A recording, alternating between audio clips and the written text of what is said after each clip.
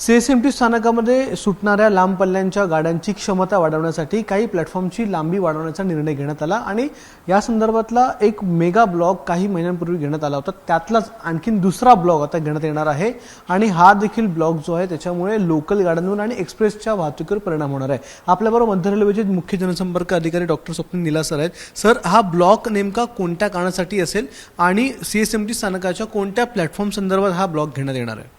Chhatrapati Shivaji Maharaj स्थानकावरतील platform क्रमांक 10 पासून 18 पर्यंतचे सगळे प्लॅटफॉर्म 24 गाड्यांच्या साठी पूर्ण लांबीचे करण्याचा प्रयत्न मध्य रेल्वेद्वारा केला जातो आहे. यातला पहिला पार्ट ज्यामध्ये आपण प्लॅटफॉर्म क्रमांक 10 आणि 11 यांची लांबी वाढवली होती, तो ब्लॉक आपण जून महिन्यामध्ये घेतला होता. त्यानंतरच्या भागामध्ये प्लॅटफॉर्म क्रमांक 12 आणि 13 यांची लांबी 24 कोचच्या गाड्यांसाठी परिपूर्ण करण्याचा प्रयत्न आपण त्याच वेळेस चालू केला होता. तो प्रयत्न आता पूर्णत्वास पोचतो आहे. यामध्ये प्लॅटफॉर्म क्रमांक 12 आणि 13 या प्लॅटफॉर्मची लांबी वाढवण्यासाठीचा ब्लॉक आज रात्री आणि उद्या रात्री घेतला जाणार आहे. आज रात्रीचा जो ब्लॉक आहे तो 5 तासाचा ब्लॉक आहे. रात्री 11:30 वाजल्यापासून सकाळी 4:30 वाजेपर्यंत तो घेतला जाणार आहे. याचसोबत दुसऱ्या दिवशी म्हणजे उद्या रात्री, शनिवारी रात्री आणि रविवारी सकाळी हा 10 तासाचा एक ब्लॉक छत्रपती शिवाजी महाराज टर्मिनसवरती घेतला जाणार आहे. हा ब्लॉक रात्री 11:15 वाजल्यापासून दुसऱ्या दिवशी सकाळी 9:15 वाजेपर्यंत असेल. या दोनही ब्लॉकच्या दरम्यान एकूण सबर्बन गाड्यांवरती जो प्रभाव पडणार आहे तो कमीत कमी ठेवण्याचा प्रयत्न मध्य रेल्वेद्वारा केला गेलेला आहे. यामध्ये एकूण 59 गाड्यांचं कॅन्सलेशन मध्य रेल्वेने 2 दिवसामध्ये मिळून केलेलं आहे. या ब्लॉकच्या कालावधीच्या दरम्यान ज्या सबर्बन चालतील या मेन लाईनवरती केवळ भायखळा स्थानकापर्यंत चालतील आणि हार्बर लाईनवरती केवळ वडाळा रोड स्थानकापर्यंत चालतील.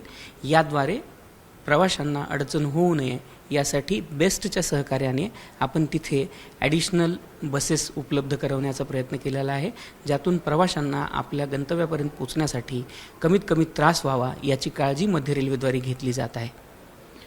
ज्या लोकल आहेत त्या लोकल कशा प्रकारे त्यांची वाहतूक सुरू असेल, म्हणजे कर्जतवरून कसारावरून सुटणाऱ्या लोकल असतील त्या कुठपर्यंत पोहोचतील आणि ज्या हार्बर लाईनच्या लोकल आहेत त्यांच्या संदर्भातली वाहतूक असेल, किती लोकल कॅन्सल देखील करण्यात येणार आहेत का, असं काही आकडा आहे का? या दोनही दिवसात मिळून जसं मी आपल्याला सांगितलं 59 लोकल एकूण कॅन्सल करण्यात आलेले आहेत आणि या दोनही दिवसांमध्ये केवळ ब्लॉकच्या कालावधीमध्ये जी लोकलची सेवा आहे ती केवळ भायखळा स्थानकापर्यंत मेन लाईनवरती आणि आपला वडाळा रोड स्थानकापर्यंत हार्बर लाईनवरती ही चालू असणार आहे. त्याच्या पुढची वाहतूक म्हणजे हार्बर लाईनवरती वडाळा रोडपासून छत्रपती शिवाजी महाराज टर्मिनसपर्यंतची वाहतूक आणि मेन लाईनवरती भायखळा स्थानकापासून छत्रपती शिवाजी महाराज टर्मिनसपर्यंतची वाहतूक ही त्या कालावधीपुरती, ब्लॉकच्या कालावधीपुरती बंद असणार आहे. लांब पल्ल्यांच्या गाड्यांवर याचा काही परिणाम होणार आहे का, किंवा किती गाड्या रिशेड्यूल असतील किंवा रद्द करण्यात येणार, असं काही आकडा आहे का? यामध्ये लांब पल्ल्याच्या गाड्यावरती कमीत कमी इम्पॅक्ट यावा असा प्रयत्न मध्य रेल्वेद्वारा केला गेलेला आहे. यामध्ये लांब पल्ल्याच्या केवळ 3 गाड्या ह्या कॅन्सल करण्यात आलेल्या आहेत, ज्यामधील 2 गाड्या ह्या पुण्यावरनं छत्रपती शिवाजी महाराज टर्मिनसला येणाऱ्या, तर एक गाडी ही नांदेडवरनं छत्रपती शिवाजी महाराज टर्मिनसला येणारी होती. याच गाड्याचा जो परतीचा प्रवास आहे तो देखील कॅन्सल करण्यात आलेला आहे.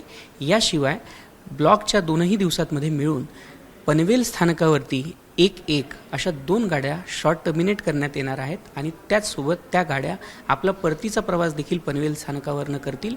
शनिवार रविवारचा जो 10 तासाचा ब्लॉक आहे त्यामध्ये 3 गाड्यांना पुणे स्थानकावरतीपर्यंतच त्यांचा प्रवास राहणार आहे आणि त्या गाड्या आपला परतीचा प्रवास जो आहे तो पुणे स्थानकावरनं करतील.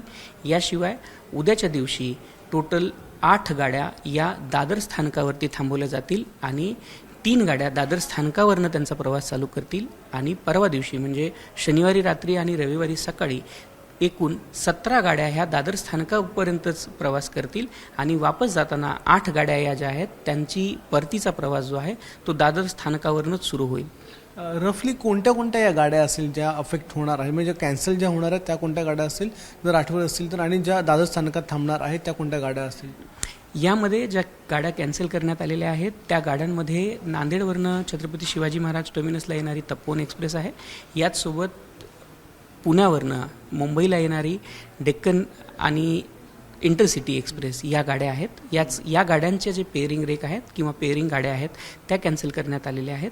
या गाड्यांचं बाकीच्या ज्या गाड्या आहेत 17 गाड्या ज्या आपण शॉर्ट टर्मिनेट दादर स्थानकावरती करतो आहोत आणि 8 गाड्या ज्या त्यांचा परतीचा प्रवास दादर स्थानकावरनं सुरू करणार आहेत, याची सगळ्या पूर्ण रूपाने माहिती ही मध्य रेल्वेच्या विविध सोशल मीडियाच्या हँडल्सवरनं देखील देण्यात आलेली आहे आणि त्याचसोबत याची अनाऊन्समेंट देखील आपण प्रवाशांच्या सोयीसाठी प्रत्येक स्थानकावरती करतो आहोत आणि ज्यांच्याकडे यांची रिझर्व तिकिटे आहेत त्यांच्याकडे आपण SMS माध्यमातून देखील IRCTCच्या द्वारे यांचे जे मेसेजेस आहेत किंवा रिशेड्युलिंगचे जे मेसेजेस आहेत ते त्यांच्यापर्यंत पोहोचवलेले आहेत.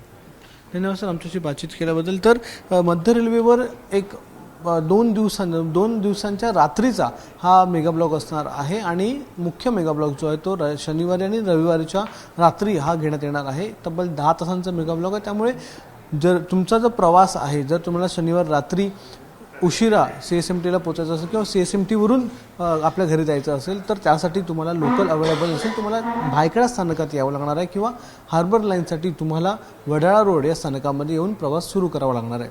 कॅमेरामन विनयसह अक्षय भाटकर, ABP माझा, मुंबई. ABP माझा, उघडा डोळे बघा नीट.